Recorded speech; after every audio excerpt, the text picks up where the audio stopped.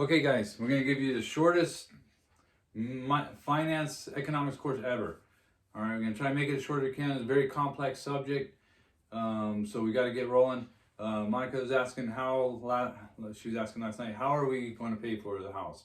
Okay, for one thing, that's a year and a half away, and it's all going to be determined at a later date. No reason to even talk about it right now, but we need to talk about some other things because everything's okay. So we need an introduction. Okay, we need to understand the financial system. So when you ask me a question like how are we going to pay for the house, it's a big question. There's like 15 to 20 things that go into that answering that question.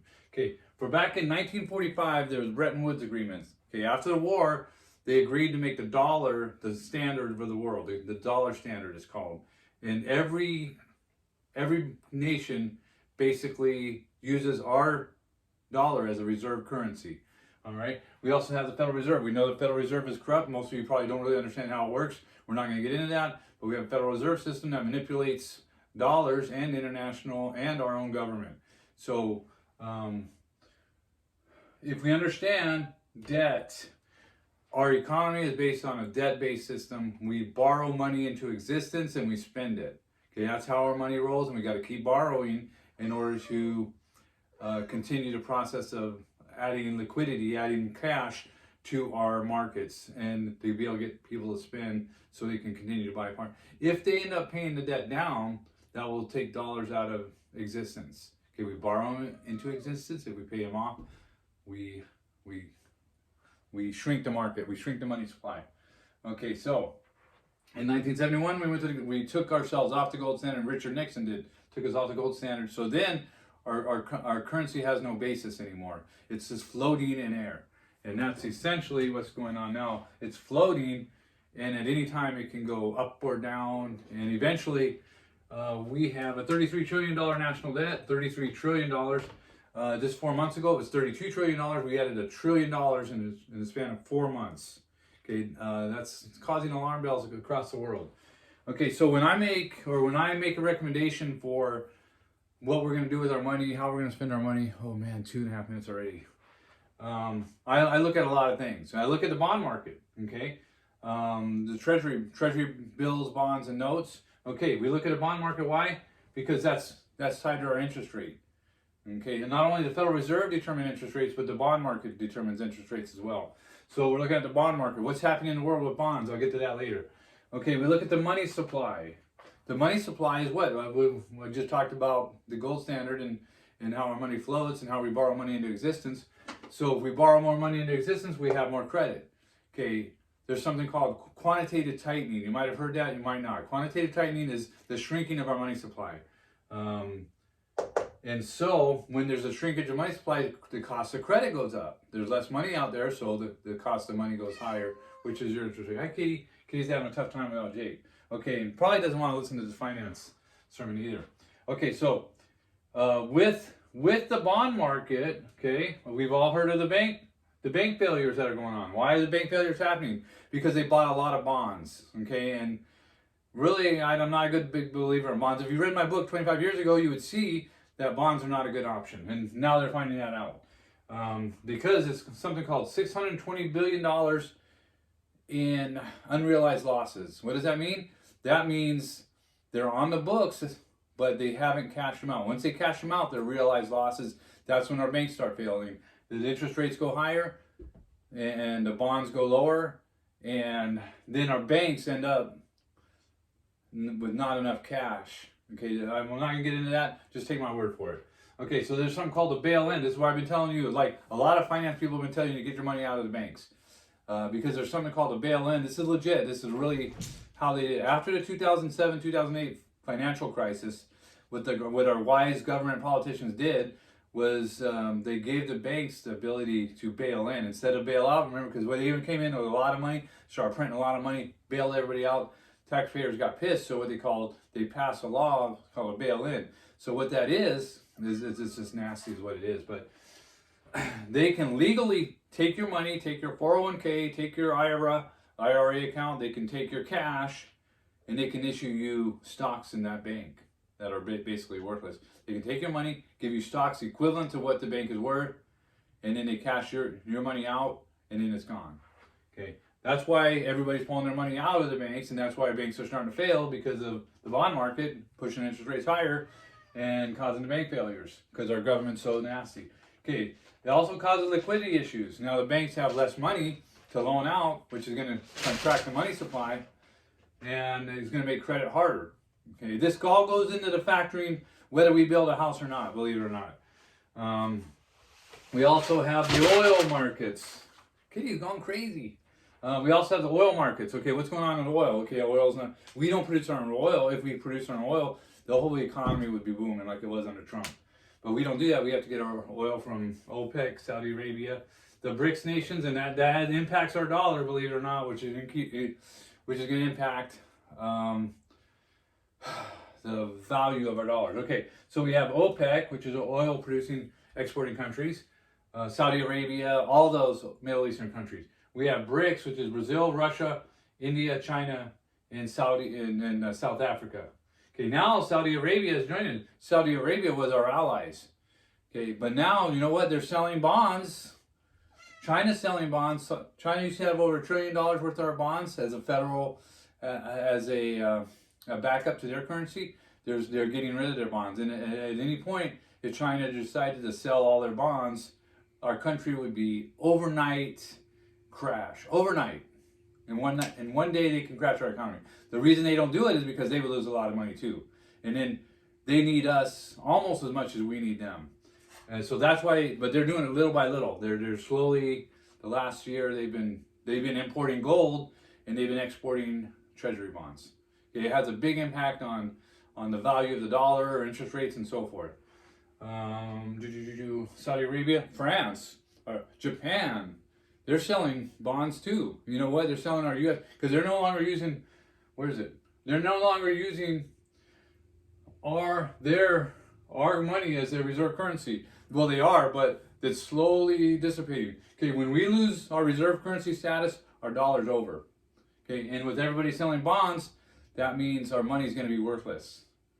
Okay, that means we go move to gold and silver, of course, but everyone else who's holding dollars, the economy's going to crash because we were the reserve currency. Remember Bretton Woods up here? We are losing our status as a reserve currency. Why? Because of a $33 trillion national debt and the fact that the world's tired of the U.S. Imposing their will upon other countries, and they can actually do it. Okay, we're only 7 minutes in. Okay, we're doing good. Okay, so that's the de-dollarization, which BRICS, if you want to look it up,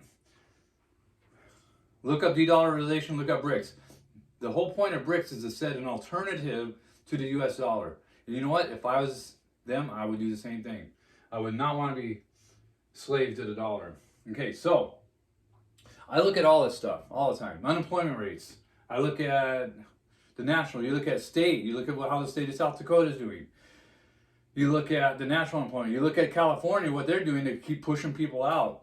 You know, Colorado, we were in the right spot. Okay, we're going to talk about timing. In Colorado, we were in a perfect spot at the perfect time. We would have made that house. We would have made a lot. We would have been rolling. Okay, but of course, got pushed out by COVID. So that didn't work out. But if anyways, so we were in the right spot at the right time. Okay, but people are going to continue to be pushed out of California. It's getting less and less because they've already moved. But I think South Dakota is going to be a great, safe haven because they're still conservative. Okay, how would we end up? We use $100,000 in credit cards to pay for the. How are we going to? So how would we pay for that? Okay, so how we make some decisions would be. We would refinance it like we did with Newport. Remember, we took out like $25,000, and Monica and Clint helped with that, and then Maddie ended up refinancing with First Interstate and some other things. So we would end up refinancing one way. We have 5 people that we can refinance through. Also, okay, so we've been preparing. Me, Clint, and I have been preparing for doomsday. Of course, we've been talking about it, but look what's happened in COVID. Look what's happened with the dollar. We understand really why I've been warning for years about the inflation rate. I've been right about everything. The inflation rate, interest rates. I told interest rates were going to go out. We went out and leveraged everything. Leverage means to put debt on. Everything at 2 and 3%. so we can pay it back with dollars that are worth less. Okay, it's brilliant, but not brilliant. It's just common mathematical sense. So we use the dollars when they have value, buy and utilize the resources when they have value, like buy chicken at $8. Now chicken is at $14, $16. Okay, almost double. So it's only going to get worse. Inflation is only going to get worse, but we had to utilize those resources to buy assets when they were cheaper. Okay, now I've never been a big gold, silver guy because we've never been in a position to do that. Okay, now we have everything ready. If we need to, we have everything ready. We have secure alternative energies. We have food. We have safe place to live. So we're set. Now we still have a bundle of cash that we need to deal with. So now we transition into gold and silver because we've got nowhere else to put our money. We don't want to continue to buy more and more assets at this point because then we just got to store that many more assets, and we were already good for a couple of years. So we're starting to buy gold and silver. Okay, gold 10 years ago in 2010 was at $800-900 an ounce. Now it's at $1,800. It was at $2,050 like 6 months ago. Now it's back down to $1,850, $1,880. Good time to buy. It could go lower, but you buy gold and you buy silver not as an investment, but as a hedge against inflation. You buy it long term to preserve your wealth. Some people buy it to speculate and to invest, but I don't. Yeah, we don't have enough money for that. I mean, if you have millions of dollars, you could do that just for fun. But so anyways, here we are ready. We're ready. It's time to preserve what all we have. We can also, if we go build that house next year, we can just turn that right back into cash. But we'll decide that at that time. Okay, so get back to the question that Monica posed. How do we pay for the house? Okay, that question is like, there's 20 variables with that question. Okay, so what I can do, we set ourselves up, we get the background of, like we did with after 2015 when I had zero money and all of us were broke. We built a foundation so we can do whatever we wanted. And that's what we do. We build a foundation so that way when we build our house, we have the ability to move in 5 different directions. I refinance it, Maddie refinances it, Austin refinances it, Clint or Monica or someone refinances it, or we just sell it. We have a $700,000 asset and we have about $150,000 against it. Actually, the cost will be around $300,000, but we only have about $150,000 into it, so to speak. So can we not refinance $150,000 or outright sell it for $400,000 and make 50 grand? Okay, yeah, that's a possibility. So to ask those questions at this stage of the game isn't really going to do it because we have all these issues going on and they're going to change. They're going to change next week, next month. I personally anticipate that the dollar will have extensive trouble over the next 2 months. I've been telling you guys this, and it's setting itself up for a major decline. And we got the war in Ukraine, which we've been sending billions and billions of dollars. Now we got the war in Israel. We'll see what happens. I've been predicting war since before the Russia-Ukraine thing. So that's a good possibility because what's going to happen is all these factors that our corrupt government is setting us up for, there's going to be, they don't have a choice but to go to war to defer the attention, called wag the dog, to defer the attention from the real issues to the war so that they can continue embezzling all the money that they're doing. Let's see where we at. 14 minutes. Okay, so I think that's about it. We can't answer a question, but what we can do is lay the foundation for positive things that happen and to protect ourselves. So what I say to anyone who doesn't understand what I'm talking about as far as the deeper meanings of finance and economics, this is also involving economics. Okay, they're 2 separate issues. Finance and economics are 2 different things. I understand both of them. Okay, because economics is the study of choices in order to maximize your efficiencies. And in essence, what I practice is you use economics to maximize your utility, your happiness in life. And you use finance as an investment tool. Okay, so that's what we try to do. That's what we aim to do at Bowley University, and it seems to be working. What you have to also understand, and I'm trying to do this quickly, so I might stutter a little bit. All is interrelated. Everything is interrelated. With the key everyone watches is interest rates, but they don't know why they're going up and down. Okay, I knew 3 years ago they were going to go up, and so we prepared for that. And guess what? Now they're at 5.5%, 6.5%. Mortgages are at 7.5%. When Clint and Monica got their mortgage at like 3%. Okay, so that does have an impact on us too as we build. So that makes it more expensive for us to build, and it makes it more expensive for the buyer to buy. So it creates a problem with the supply and the demand. Okay, that's something we have to deal with, and that's what we'll deal with. We won't know what's going to happen in a year and a half. I personally think the election will be a big deal if Trump is allowed to win and they don't steal it. Then we just go like gangbusters and just build as much as we can as fast as we can. We leverage everything because we're planning on things, very positive financial benefits. Interest rates will go down. It's a lot of things that I don't want to get involved with. So what I'm going to say is, if you don't understand what I'm saying financially, take my word for it. Okay? Don't continue asking me questions.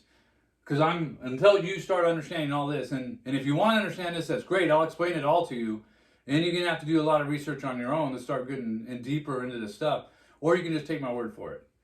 Because there's too much to try to explain. And if you don't understand it, which I've talked to Monica, I've talked to Maddie, I've talked to Molly, and even Clint understands a lot of it, doesn't understand some of it. Austin, we haven't really talked too much about that stuff. This is very complex stuff, but simple but yet complex. So, and it takes a little academic background as well, and real world experience to really get into it. So, don't keep asking me the same questions. How are we going to pay for it, or what are we going to do?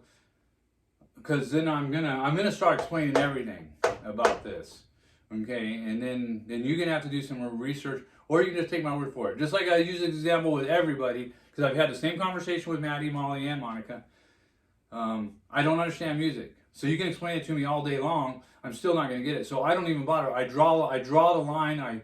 I set my limits. I go, I'm not going to get it, so I'm not going to go there. You guys you don't understand. It's not that you're dumb. Okay, I'm not saying it. I'm not dumb, but I don't understand music. Okay? Most people don't understand this. Okay, 90% of people don't understand this. And 5% of people don't understand it in the right way. Only about 5% actually understand it and can utilize this in the right way. Okay, so it's not you're dumb. It's just that there's a limit to. Some people don't understand numbers. Mara can't understand numbers. Okay, it's not that she's dumb. She just doesn't get the math aspects. Okay, so don't think I'm calling anybody dumb. I'm just getting tired of explaining all this stuff when really there's a lot more to it than this. This is just the beginning, the tip of the iceberg. But you're going to have at some point have faith and trust in me, in Clint, and in Austin when he gets to this level of understanding, and if he doesn't understand it, that's okay too, because he's got other skills and talents, and Clint has other skills and talents that they can utilize in order to help us all move forward.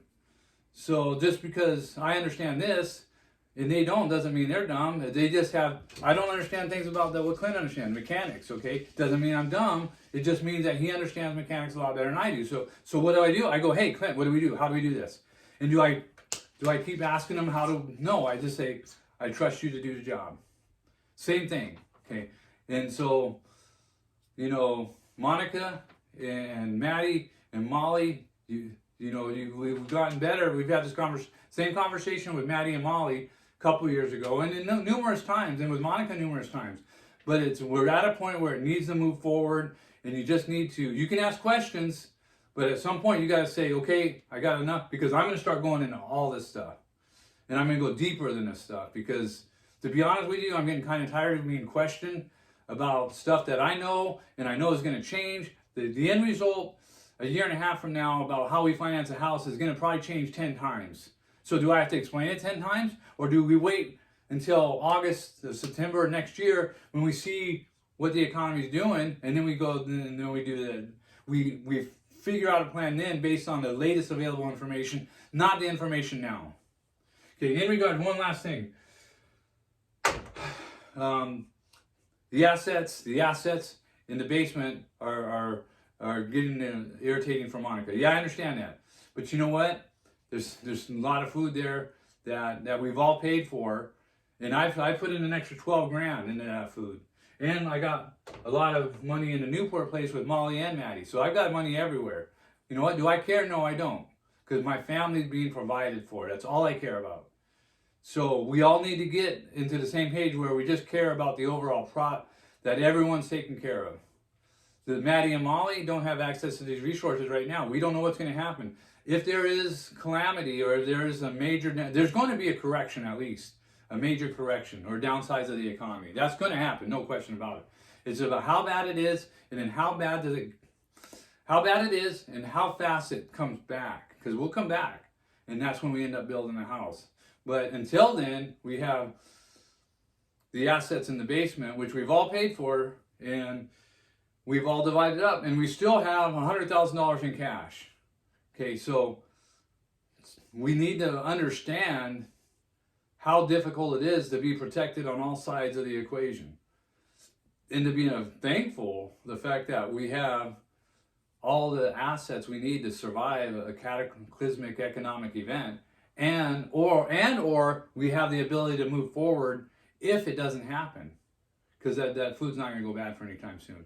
Okay, so that's what I meant. Went a little long the last 4 or 5 minutes, but it's really important.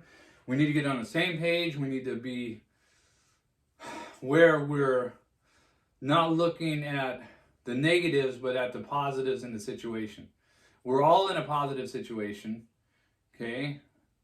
And we're protected on all sides. We have the Almighty Savior, and we have the Creator of the universe. What more do we need? And we have food and safety and warmth, and we have a loving family. Very few people have any of those, let alone all of those, okay?